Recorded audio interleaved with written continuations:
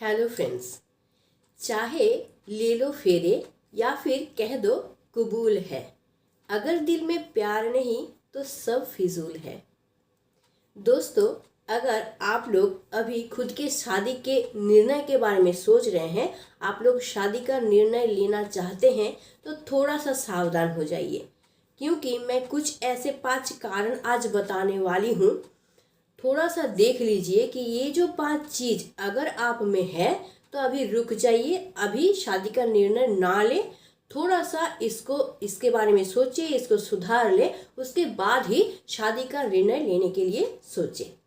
तो सबसे पहला कारण जो होता है, शादी करने से पहले आपको देखना चाहिए कि ये जो शादी का निर्णय आप ले रहे हैं, क्या आप ये चालाकी से या फिर होशियारी से तो नहीं ले रहे हैं। क्योंकि अक्सर ऐसी घटनाएं होती हैं कि सोचिए, लड़का हो चाहे लड़की हो, लड़का क्या करता है, देखता है कि अगर कोई ऐसा उन लोगों को पार्टी मिल जाता है कि जो कि बहुत दहेज दे रहा है उसको, या फिर जो जिस लड़की से उसका शादी होने वाला है वो लड़की उसका आउटर लुक बहुत सुंदर है, तो वो अट्रैक्ट हो जाता है और वो क्या करता है, शादी के लिए हाँ बोल देता है। और दूसरी तरफ वो किसी से प्यार करता है तो क्या करता है, गर्लफ्रेंड को कुछ भी बोल देता है कि मेरा ये मजबूरी है, मेरा ये प्रॉब्लम है जिस वजह से मैं शादी नहीं कर पा रहा हूँ, और वो क्या करता है, दूसरी जगह शादी कर लेता है। या फिर लड़कियां इस तरह से होशियारी दिखाते हैं कि वो लोग क्या करते हैं, प्यार तो किसी से करते हैं, लेकिन शादी करने का जब टाइम आता है तो देखते हैं कि जिस लड़का से शादी हो रहा है क्या वो एस्टेब्लिश है, क्या उसके पास बहुत प्रॉपर्टी है, बहुत पैसा है। अगर देख लेता है कि हाँ ऐसा है तो सोचता है कि भाई मेरा फ्यूचर तो सिक्योर है, तो वो क्या करती है, हाँ बोल देती है शादी के लिए, और अपने बॉयफ्रेंड को कुछ भी बोल देती है कि मेरा ये मजबूरी है या फिर ये कारण है, ये बहुत कुछ बोल देता है। या फिर कभी कभार ऐसा होता है घर वाले बिल्कुल भी नहीं मानते हैं शादी के लिए, दोनों प्यार करते हैं लेकिन घर वाले नहीं मानते हैं, और जिस वजह से क्या होता है, लड़का या लड़की को कहीं और शादी करना पड़ता है। तो ये बहुत ज़्यादा गलत बात है। आप लोग चालाकी करने की कोशिश करते हैं, होशियारी करने की कोशिश करते हैं, सोचते हैं कि किसी से तो हम इमोशनली अटैच हैं, जिससे प्यार करते हैं, और शादी क्या करते हैं, उससे कर लेते हैं जिसके पास बहुत पैसा है, ये है, और सोचते हैं कि पैरेलली चलेंगे, मतलब इसके साथ भी रिलेशन बना के रखेंगे, उसके साथ भी रिलेशन बना के रखेंगे। तो ये बहुत बड़ी गलती है आपकी, क्योंकि ये सच्चाई जो है एक दिन ना एक दिन सामने आना ही है, और जिस दिन ये सच्चाई सामने आएगी ना, उस दिन क्या होगा, सिर्फ और सिर्फ होगा डिवोर्स। और क्या होगा, आप ना घर का रहेंगे ना घाट का रहेंगे। एक तरफ तो आप जिसे शादी कर रहे हैं उससे तो आप उसके साथ अब रह नहीं पाएंगे, क्योंकि उसको सच्चाई का पता चल जाएगा, तो या तो वो आपको डिवोर्स दे देगा, या फिर अगर साथ रहेंगे भी तो कलह, हमेशा कलेश आप लोगों में होता रहेगा। दूसरा, आप जिसे प्यार करते हैं अगर उसके साथ आप रखेंगे तो वो फिर आपसे प्रॉपरली प्यार, प्योर प्यार कभी नहीं कर पाएगी, क्योंकि उसके मन में हमेशा ये रहेगा, डर बना रहेगा कि इसने मुझे धोखा दिया है, तो धोखा खाने का भावना जो है वो उसके मन में रहेगा। तो अब तक जितना प्यार वो आपसे करती थी उतना प्यार आपसे नहीं कर पाएगी, आप पे भरोसा नहीं कर पाएगी। और अगर वो लड़की कहीं और शादी करती है तो वो लड़की क्या करेगी, खुद को ठगा हुआ समझेगी कि ये लड़का मुझे ठग लिया है, ये क्या किया, जिसके पास पैसा है उसके पास चला गया है, लेकिन मुझसे प्यार का नाटक किया तो मुझे ठगा है। तो वो लड़की जीवन भर, अगर उसको कोई भी लड़का मिलता है ना, तो जीवन भर वो उस पर यकीन नहीं कर पाएगा, उसको ये सेटिस्फेक्शन नहीं मिलेगा कि भाई ये लड़का मुझे फिर से ठगेगा नहीं। तो पूरा का पूरा लड़की जाति के ऊपर से उसका जो है विश्वास उठ जाएगा, तो ऐसा होगा। तो इसीलिए आप लोग अगर ऐसा कर रहे हैं तो आप लोगों को निर्णय लेना ही पड़ेगा, या फिर इस पार जाना है नहीं तो उस पार जाना है, या फिर जिससे प्यार करते हैं उससे शादी कीजिए, और नहीं तो आप अभी स्टॉप हो जाइए। आप क्या कीजिए, अगर शादी उससे नहीं कर सकते हैं तो साफ साफ बोल दीजिए, और क्या कीजिए, आप अच्छा से निर्णय लीजिए जिसके साथ आपको शादी करना है। ऐसा नहीं कि टाइम पास की तरह आप जिससे प्यार करते हैं उसे टाइम पास कर रहे हैं, शादी किसी और से कर लिए। बिल्कुल सावधान हो जाइए, इससे आप सोच रहे हैं कि आपका लाइफ बेहतर हो जाएगा, बिल्कुल नहीं। क्योंकि आप एक गलत चीज कर रहे हैं। तो नेगेटिव चीज हमेशा नेगेटिव चीज को ही बुलाता है। तो अगर आप नेगेटिव को करेंगे तो आपके लाइफ में हमेशा नेगेटिव ही होने वाला है। आप बिल्कुल मत सोचिए कि मैं ऐसा कर लूंगा, अभी टाइम पास की तरह किसी के साथ प्यार में इमोशनली अटैच रहूं और बाद में शादी किसी और से कर लूंगा और आप सुखी जीवन बिताएंगे, तो ये कभी नहीं हो सकेगा। तो आज ही सावधान हो जाइए और आज ही आप निर्णय ले लीजिए कि क्या आप जिससे प्यार करते हैं उसे शादी कर सकते हैं। अगर हाँ तो जरूर अपने प्यार को आगे बढ़ाइए, अगर नहीं कर सकते तो अभी स्टॉप कर दीजिए और आप जिससे शादी करना चाहते हैं उस तरफ आप बढ़ते चले जाइए, या फिर खुद को एस्टेब्लिश करना चाहते हैं, जो भी करना चाहते हैं वो कीजिए, लेकिन बिल्कुल निर्णय लीजिए। नेक्स्ट पॉइंट मैं जो बोलूँगी वो है शादी कभी भी किसी डर या दबाव में आके ना करें। अगर आप शादी किसी भी डर या दबाव में आके कर रहे हैं तो बाद में आपका लाइफ बहुत ही बुरा होने वाला है। क्योंकि आप अगर डर या फिर दबाव में कर रहे हैं ना, तो आप जिसके साथ शादी कर रहे हैं उसे कभी आप प्यार नहीं कर पाएंगे। तो पूरा जीवन आपको क्या करना पड़ेगा, एडजस्टमेंट करके रहना पड़ेगा। ना उस इंसान से आप प्यार कर पा रहे हैं, ना ही उसको छोड़ पा रहे हैं। तो कभी भी डर या दबाव में आके शादी ना करें। ऐसे शादी करें जिसके साथ आपका इमोशनली अटैचमेंट हो, जिससे आप प्यार करते हो। और आप क्या कीजिए कि अपनी फैमिली को समझाने की कोशिश कीजिए कि भाई मैं इससे प्यार करता हूँ और मैं इमोशनली इससे जुड़ा हुआ हूँ, तो मैं इसी से शादी करना चाहता हूँ। इससे अगर मुझे मेरा शादी नहीं होता है, मैं अगर किसी और से शादी करता हूँ तो मैं वहाँ पे खुश नहीं रहने वाला हूँ, या फिर मैं एडजस्टमेंट भी नहीं कर सकता हूँ। तो कभी डर या दबाव में आके शादी बिल्कुल मत कीजिए। हो सके तो शादी ना कीजिए। खुद को भगवान को समर्पित कर दीजिए, भगवान के साथ जुड़ जाइए, इससे लाइफ बहुत अच्छा बन जाता है। और भगवान को बोलिए कि भगवान आपको मैंने अपना सब कुछ सौंप दिया है और अब मेरे लिए जो बेहतर है, जो पार्टनर मेरे लिए बेहतर है, आप मेरे लिए वही कीजिए। तो आपकी लाइफ में शुभ ही शुभ होगा। तो इस टाइम में मैं एक बात बोलना चाहती हूँ। मैं जो प्रेमानंद महाराज जी हैं उनका थोड़ा सा बात मैं बोलना चाहती हूँ। वो एक इंटरव्यू में बोल रहे थे। तो वो जब 13 साल के थे तो उनके मन में ना एक भावना आया था। उनके मन में ये भावना आया था कि मेरे मम्मी पापा तो अभी जिंदा है, वो तो मेरे देखभाल कर रहे हैं, मुझे खिला रहे हैं, सब कुछ कर रहे हैं, लेकिन जब मेरे मम्मी पापा नहीं रहेंगे तो मुझे कौन देखेगा, मुझे कौन संभालेगा। तो ऐसा भावना उनके मन में आया। तो उसी टाइम में जब उनके मन में ये भावना आया, उन्होंने डिसीजन ले लिया और उन्होंने क्या किया, खुद को किसी और को सौंप दिया। किसी और को सौंप दिया तो वो किसको सौंप दिए, वो सौंप दिए ईश्वर को, खुद को। ईश्वर के ऊपर वो क्या हो गए, शरणागत हो गए। तो अब 15-16 साल पहले की बात कर रहे हैं कि अभी उस मोमेंट में क्या था कि वो तो भगवान के शरण में चले गए, लेकिन 15-16 साल पहले उनका क्या हुआ कि दोनों का दोनों किडनी खराब हो गया। अब क्या हुआ उनके साथ कि वहाँ उनको कहीं पे भी आश्रय नहीं मिल रहा था। किसी भी आश्रम में वो जा रहे थे तो वहाँ पे उनको एंट्री नहीं मिल रहा था, क्योंकि भाई बीमार इंसान का कौन करेगा, कोई नहीं लेना चाहेगा उनको। तो वो क्या किए, तब वो टूटे नहीं या फिर हार नहीं माने। वो बोले कि भाई मेरा जीवन है अब ईश्वर के हाथ में, ईश्वर जो चाहते हैं वो मेरे साथ करें। तो वो क्या किए, खुद का जो जिम्मेदारी है ईश्वर को दे दिए। तो उसके बाद क्या हुआ कि लोग इतना उनको जानने लगे, इतना उनको मानने लगे मन से, कि लोग खुद बोलना चालू कर दिए कि भाई मुझे ये सौभाग्य प्राप्त कीजिए महाराज कि हम लोग अपना किडनी आपको दान कर सके। तो देखिए कैसा मोड़ आया उनके लाइफ में। उनके लाइफ में मोड़ ऐसा इसीलिए आया क्योंकि वो खुद को भगवान को समर्पित कर दिए थे। जब 13 साल की उम्र में उनके माइंड में ये भावना आया था कि मेरा देखभाल कौन करेगा, तो वो किसी थर्ड पर्सन या फिर कोई और चीज़ के ऊपर खुद को डिपेंड नहीं किए। वो कर सकते थे कि किसी लड़की से प्यार कर सकते थे या फिर किसी और इंसान के ऊपर अपना जिम्मेदारी दे सकते थे, लेकिन वो डिसीजन नहीं लिए। किसी थर्ड पर्सन के ऊपर वो यकीन नहीं किए। वो पूरा का पूरा क्या किसके ऊपर यकीन की, ईश्वर के ऊपर। तो ईश्वर के ऊपर यकीन करने के बाद ही क्या होने लगा, उनके लाइफ में भला ही भला होने लगा। नहीं तो 2 किडनी खराब होने के बावजूद कोई भी इंसान स्वस्थ नहीं रह सकता है। और कोई इंसान अपने से आके किसी को नहीं बोलेगा कि भाई अपना मैं किडनी आपको दान करना चाहता हूँ। तो उनकी लाइफ में ये ट्विस्ट आया, और आया इसी वजह से कि वो भगवान के साथ जुड़ गए। पूरा का पूरा खुद को क्या कि वो भगवान को समर्पित कर दिए।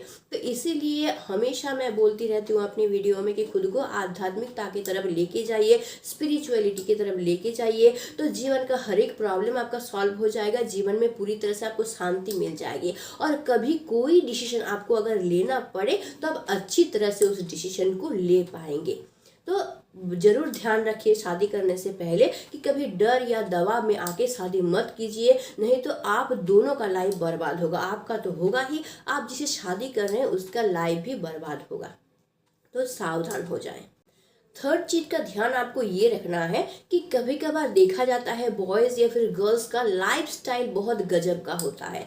देखा जाता है कि किसी घर में कोई लड़का है जो बहुत लाडला है मम्मी पापा का, तो जो मर्जी वो करता है, देर से नींद से उठता है, घूमने चला जाता है, दोस्तों के साथ टाइम स्पेंड करता है, खाने पीने का कोई ठीक नहीं है ऐसा।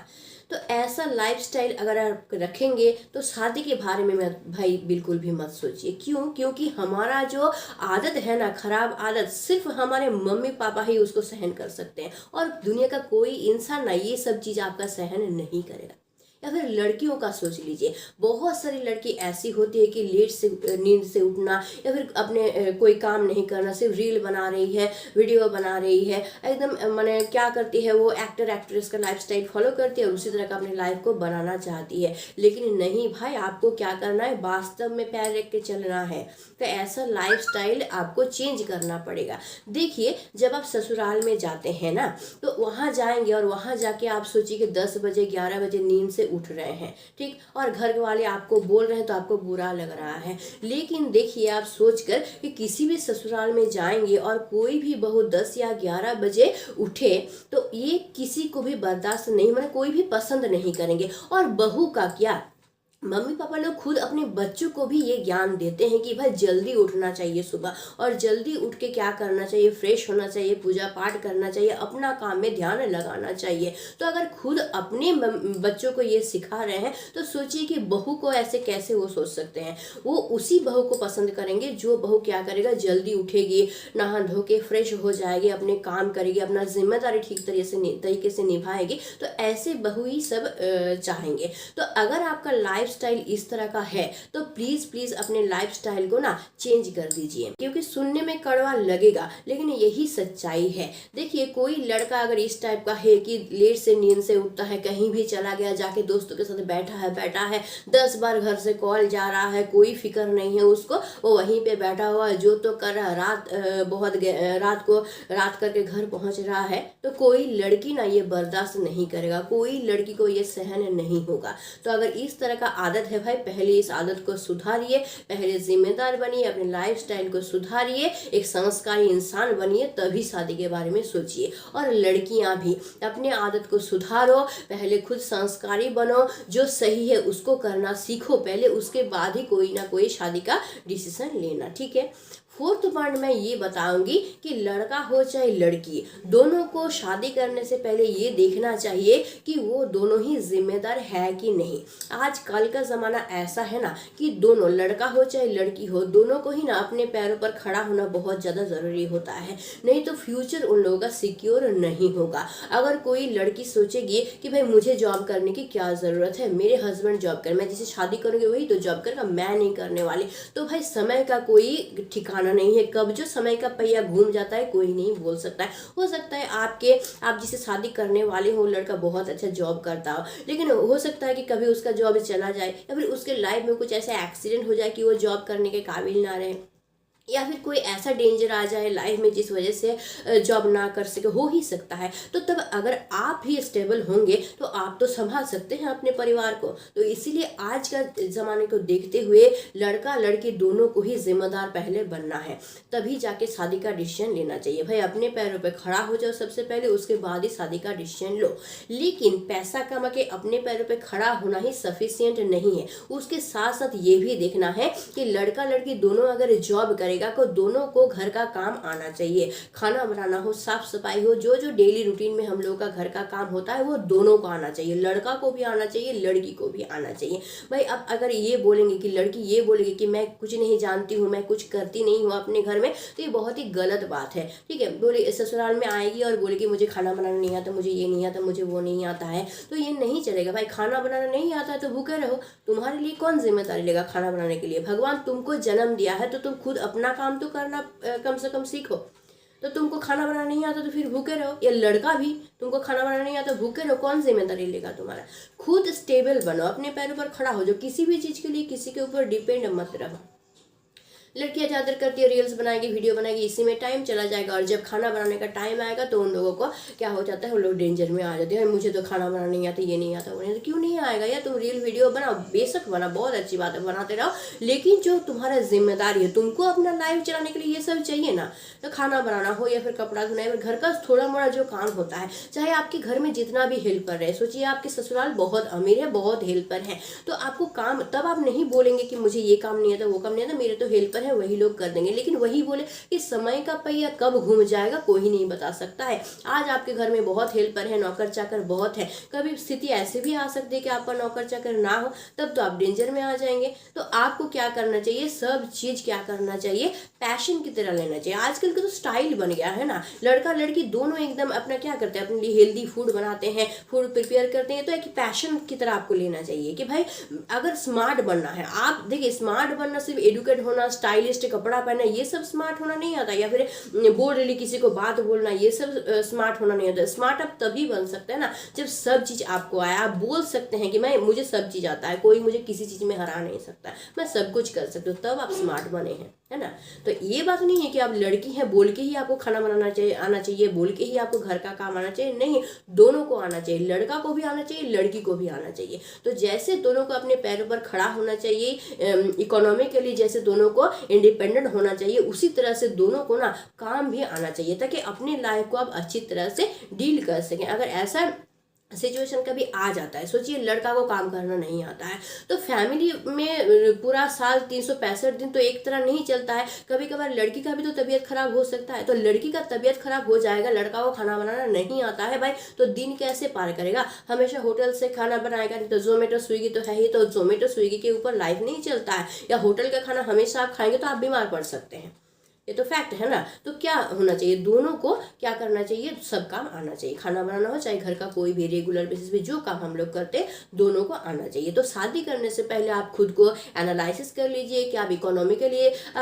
इंडिपेंडेंट है कि नहीं, और आपको सब काम आता है कि नहीं भाई, उसके बाद ही आप शादी का डिसीजन लीजिए, ठीक है। पांचवा पॉइंट मैं ये बोलूँगी कि शादी करने से पहले जहाँ पे आपका शादी हो रहा है ना, वहाँ के एनवायरनमेंट को बहुत अच्छी तरह से जान लीजिए, वहाँ के संस्कार को बहुत अच्छी तरह से जान लीजिए, उसके बाद ही शादी कीजिए। बहुत सारी लड़की ऐसी होती है कि छोटे छोटे कपड़े पहनती हैं, तो टाइट टाइट जीन्स पहनती हैं। तो सबसे पहले आप देख लीजिए कि आप जहाँ पे जाने वाले हैं, क्योंकि भाई पूरा लाइफ आपको वहाँ पे बिताना है, तो आप पहले देख लीजिए कि वहाँ का जो माहौल है ना, वहाँ पे आप खुद को ढाल सकते हैं कि नहीं। अगर आप खुद को नहीं ढाल पाएंगे ना वहाँ पे जाके, तो फिर क्या हो जाएगा, वहाँ पे कलेश बनता रहेगा, तो आप कंफर्टेबली अपना लाइफ नहीं बिता पाएंगे। तो आप देख लीजिए कि आपके विचार, आपके जो लाइफस्टाइल है वो वहाँ पे सूट हो रहा है कि नहीं। अगर फिट बैठ रहा है तभी वहाँ पे शादी कीजिए, और नहीं तो एक काम कर सकते हैं, आप खुद को चेंज कर लीजिए। आप ससुराल में जाएंगे, छोटे छोटे कपड़े पहनेंगे, ये सब करेंगे। बहुत सारे टाइम लोग ऐसे होते हैं मंदिर पे भी जाते हैं ना, तब भी छोटे छोटे कपड़े पहन के जाते हैं। तो भाई हम लोग इंडियन है, तो हमारा कुछ संस्कार होता है, और हम लोग को उसको पालन करना चाहिए, उसको सम्मान देना चाहिए, मन से सम्मान देना चाहिए। तो आपको ऐसा कुछ नहीं करना चाहिए कि लोगों के नज़र में वो गलत लगे, ठीक है। तो लोगों की नज़र में क्यों, खुद के पास भी आपको गलत लगे। लोगों का नज़र तो हम छोड़ ही देते हैं, लोग तो अच्छा काम भी करेंगे तो भी बोलते रहते हैं, है ना।